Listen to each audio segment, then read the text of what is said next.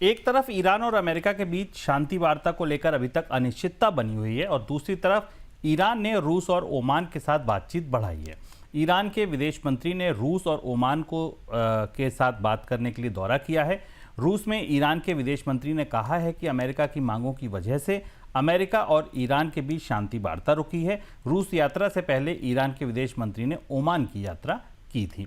Sir, Iran के विदेश मंत्री रूस और ओमान की यात्रा पर क्यों गए हैं? पिछले 3 दिन के अंदर ईरान और अमेरिका के बीच बातचीत की पूरी बिसात बदल गई और ईरान एक बिल्कुल नया चौंकाने वाला प्लान लेकर सामने आया। प्लान इसलिए चौंकाने वाला था कि पाकिस्तान में जो बातचीत होनी थी उसके लिए डोनाल्ड ट्रंप ने ये ट्वीट किया कि अब वहाँ से उनके विशेष दूत स्टीव विटकॉफ और जार्ड कुशनर नहीं आ रहे हैं।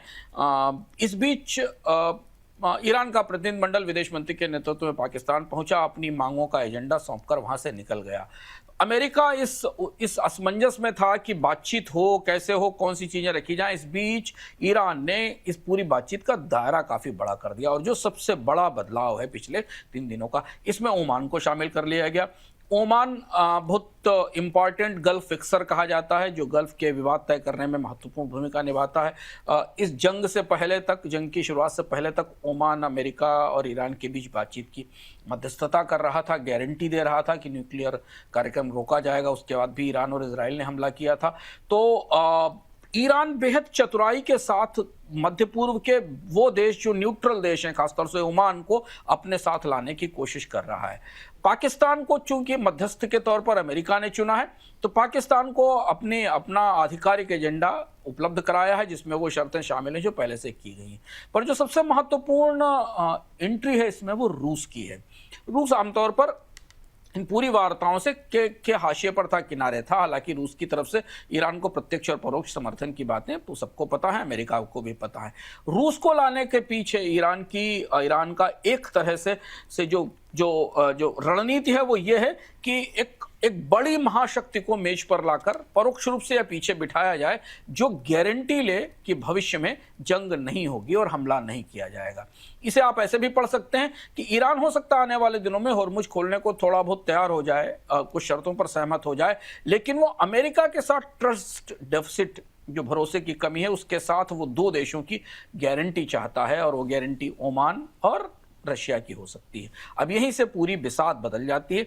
अमेरिका ओमान के साथ तो मध्यस्थता में बात कर रहा था, पर रूस के बीच में आने के बाद अमेरिका के लिए उलझन होगी कि क्या वो रूस की छाया में, रूस की गारंटी पर, या ईरान और रूस के साथ बैठकर एक साथ बातचीत करे। और यही वजह है कि गतिरोध हमें बढ़ता दिख रहा है। एक और सवाल सर, कि ईरान का प्लान क्या है और आगे अमेरिका क्या कर सकता है? ईरान धीमे धीमे इस तरफ बढ़ रहा है जहां वो मीडिएटर अपना खुद चुनना चाहता है। हो सकता है पाकिस्तान के साथ वो ओमान को भी मीडिएटर बनाना चाहे, हो सकता है कल रूस को भी मीडिएटर के तौर पर रखा जाए, क्योंकि ये जो 3 देशों की यात्रा थी, पाकिस्तान के बाद ओमान होते हुए रूस पहुंचा है, ईरान के विदेश मंत्री वहां पहुंचे हुए हैं। तो दूसरी चीज है कि इतने दिनों में ईरान को इस बात का एहसास हो गया कि सीधे टकराव के लिए डोनाल्ड ट्रंप तैयार नहीं, वो बातचीत के बराबर संकेत दे रहे हैं। और इसीलिए डोनाल्ड ट्रंप ने जब ये यात्रा देखी ईरान की, तो उसके बाद कल उन्होंने कहा कि हम एक फोन कॉल दूर हैं, अगर हमको फोन कर लें तो हम बातचीत करने को तैयार हैं। इसको आप इस तरह से समझने की कोशिश करिए कि डोनाल्ड ट्रंप ये इशारा कर रहे हैं कि हम सीधे बात करने को तैयार हैं, रूस जैसे किसी बड़े पक्ष को लाने की जरूरत नहीं है। दूसरी बात है, बाजार से इस तरह से देख रहा है, तभी कच्चे तेल की कीमतें $100 से ऊपर गई, कि यह गतिरोध होर्मुज में अब लंबा चल सकता है। अमेरिका भी अपने ब्लॉकेट को बनाए रखेगा और ईरान भी इस बीच में, अपनी पेशबंदी के बीच में, अपने आप को लंबे गतिरोध के लिए तैयार कर रहा है। और जल्दी इस गतिरोध के खुलने की संभावना नहीं है, क्योंकि बातचीत की मेज पर तो कोई बैठे नहीं है पिछली बातचीत के बाद भी। और ये जो नई महाशक्तियों का इस्तेमाल इस पूरे व्यवस्था में हो रहा है, ये जो नई महाशक्तियां आ रही, उसके बाद बाजार को इस बात का तनाव है कि भले ही जंग ना हो, भले ही एक दूसरे के खिलाफ मिसाइल ना छोड़ी जाएं, लेकिन वाशिंगटन भी और तेहरान भी दोनों नेवल और पोर्ट्स के ब्लॉकेट को लंबे समय तक बनाए रख सकते हैं। और अगर ये लंबे समय तक बनाए रख सकते हैं और होर्मुज नहीं खुलती है, सीज फायर भी बना रहता है और होर्मुज नहीं खुलती है, बातचीत के छोटे मोटे दौर होते हैं, छोटे मोटे कंसेशंस दिए जाते हैं, तो ये बाजारों के लिए, दुनिया के बाजारों के लिए अच्छी खबर बिल्कुल नहीं है, जो बेहद बेचैनी के साथ इस जंग के खत्म होने का इंतजार कर रहे हैं और अब चूंकि अमेरिका में चुनाव की तैयारियां भी हैं और डोनाल्ड ट्रंप की तैयारियों में भी लगे हैं, तो इसलिए बाजार मानकर चल रहा है कि अभी कोई समझौते का मसौदा मेज पर नहीं आया है। तो ये घटनाक्रम यहाँ तक का आज तक का घटनाक्रम है। अगले 24 घंटे में क्या परिस्थिति बदलती है उस पर हमारी निगाह रहेगी।